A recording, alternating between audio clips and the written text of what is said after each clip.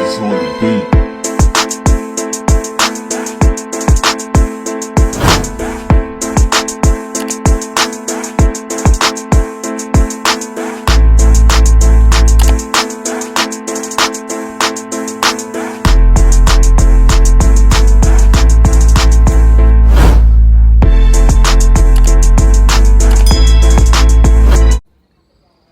Hey, what's up YouTube? It's your girl Tasneem-Li and I'm back with another video. So today I'm going to be doing another story time. I just feel like during this quarantine period that a lot of my plans have been messed up, with videos to do it for you guys and stuff like that. So I just figured that a lot of my past experiences, or stories I should say, could help younger girls basically determine how to examine people and not to get used, or how can I say, exploited or anything like that. So anyway, if you guys hear like other sounds and stuff, I am sitting outside. It's very cold and the road is really busy.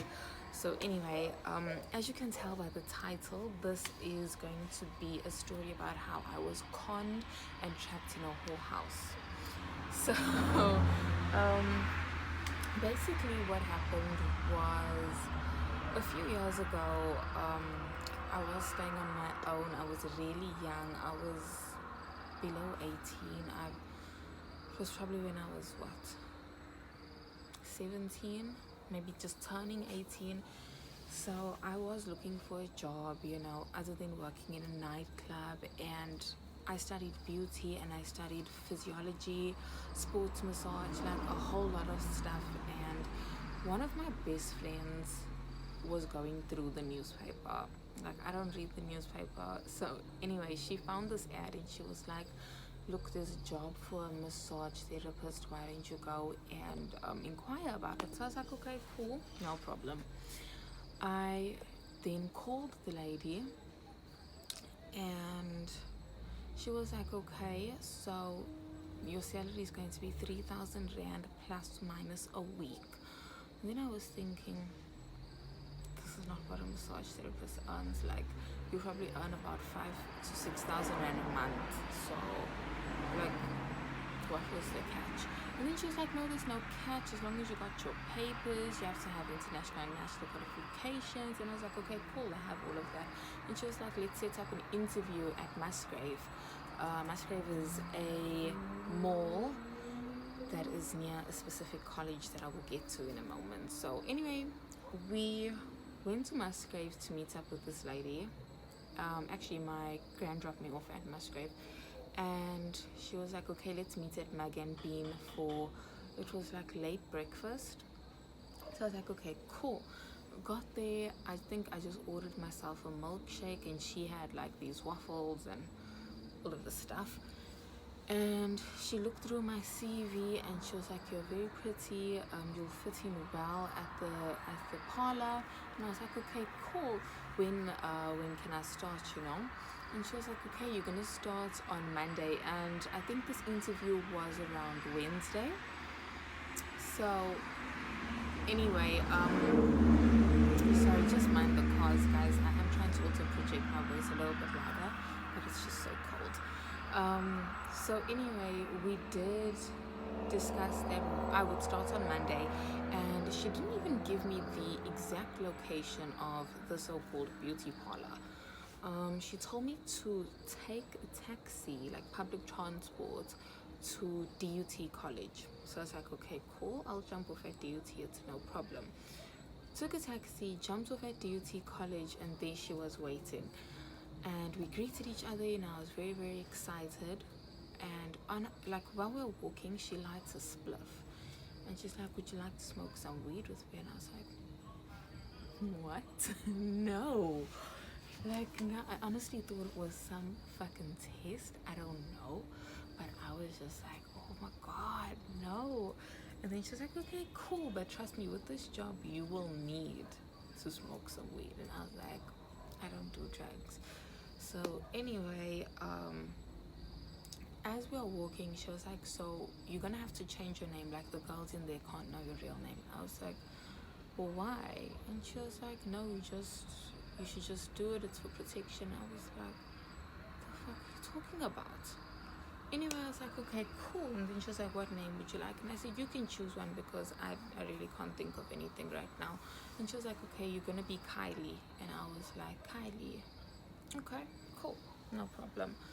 So anyway, as we're walking down Botanical, like almost near Botanical Gardens, there is this like a greenhouse.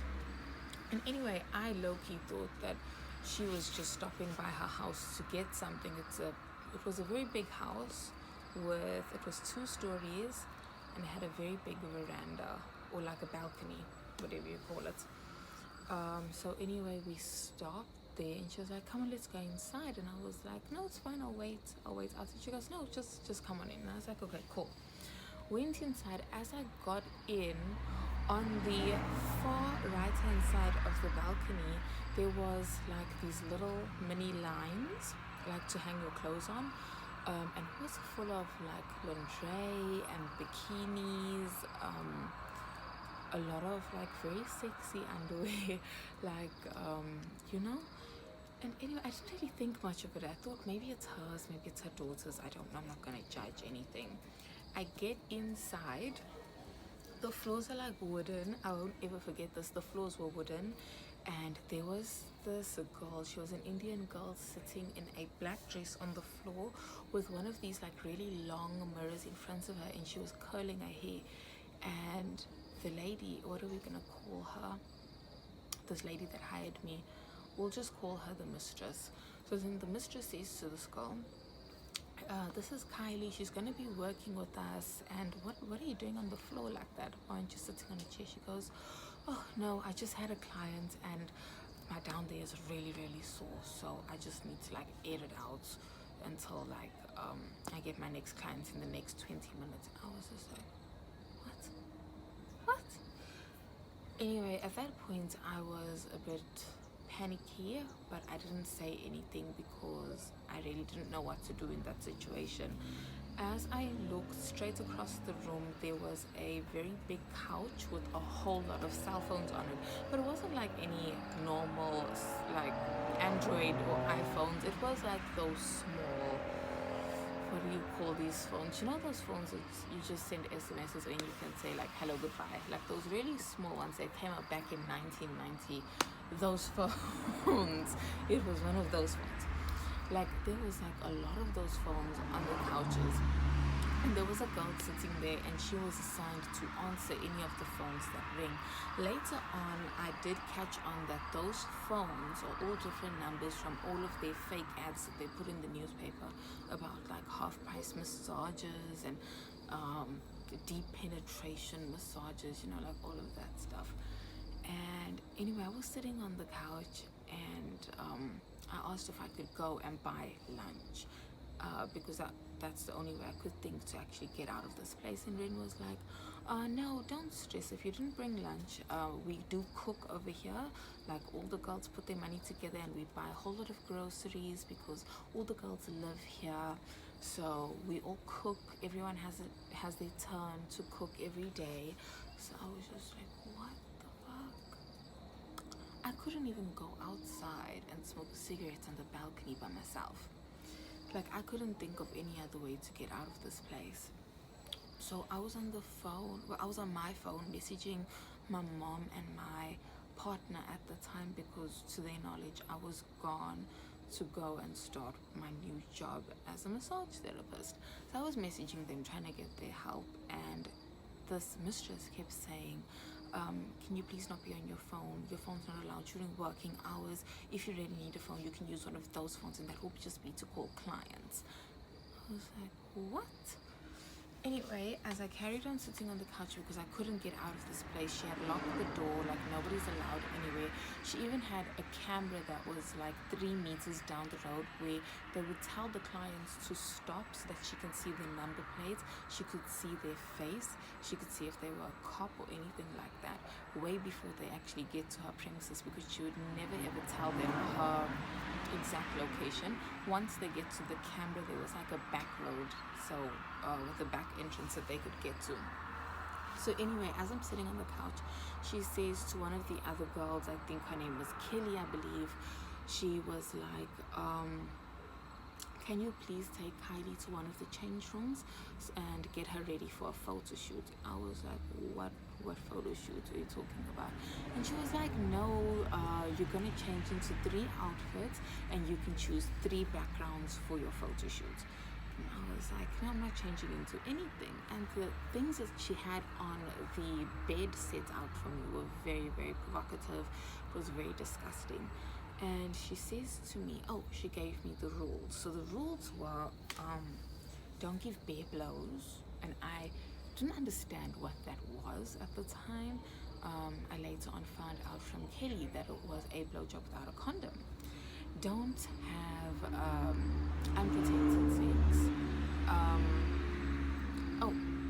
Don't have unprotected sex. Don't give your real name out. Don't give your real phone number out, because you'll be assigned with one of those little small phones with a number that your clients can chat to you on. And there was one other rule: always have a shower after you finish with the client. So as I was sitting on the bed, like contemplating on what I should do, the mistress came with a bag. And in this bag, it was a brand new bag with a lot of items in it. And what it had in was flavored condoms, normal condoms, wet wipes, lubrication, scented lubrication, a vibrator, a dildo, lipstick, perfume, and Viagra for the men, obviously.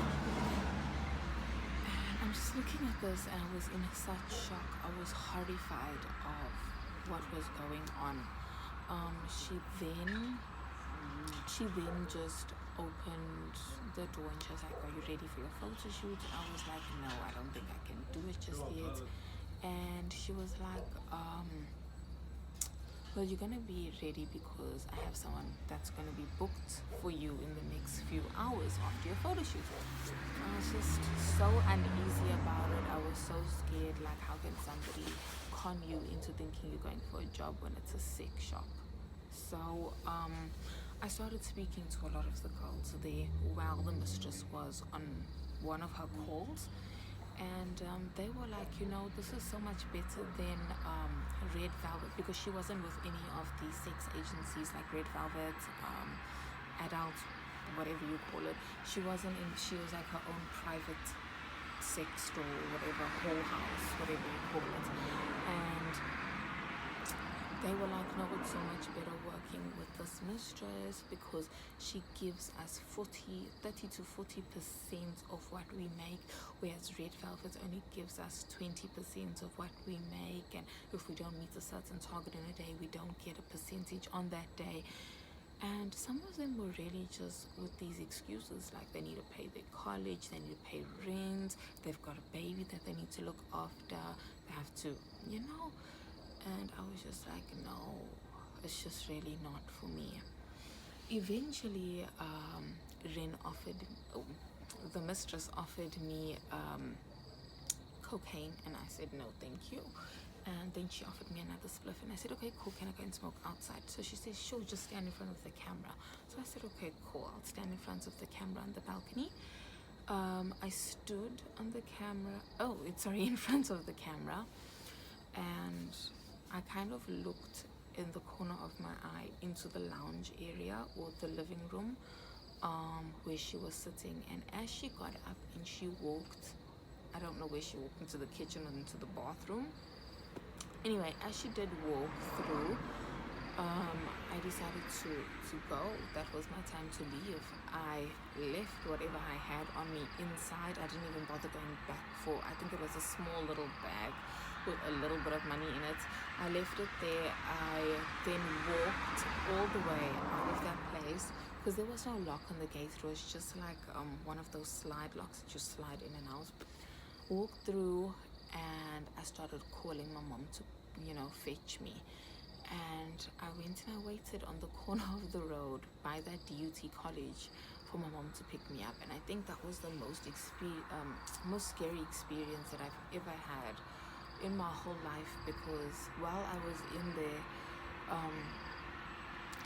all of these girls that just thought that was their only way to pay their college or to pay any other books that they had. It was very, very scary, and I wouldn't wish that on any other young girl to go through. The woman I did later on see at a nail salon that I used to go and get my nails done. Turns out she used to go and do her eyebrows and her nails there as well. And it turns out that she was a part-time, she had shares in one of the barber shops downstairs. So I never ever ended up going back to the nail salon upstairs because I didn't know when she was going to be there. You know, she also had this thing of, if I recruit any girls to her agency, I get an extra 20% off what I earn, and it was all just disgusting. And the men that came there, they assumed were very high class men, lawyers, doctors, you know, the works. They always say they're high end clients, but trust me, you can get any diseases from these people, and I don't think that any girl should actually go through with that. So I hope you guys enjoyed the story. I know it was very short, very brief, but I just felt like I should share that with you guys. And thank you so much for watching. I really appreciate you guys. Thank you so much for getting me to 52 subscribers already. I really appreciate you guys. I love you guys. And I will be coming back with another video probably next weekend. My weekdays have been very, very busy lately. So next weekend we can do a video on how I was trapped in a cult. Thank you for watching, guys. I'll see you soon.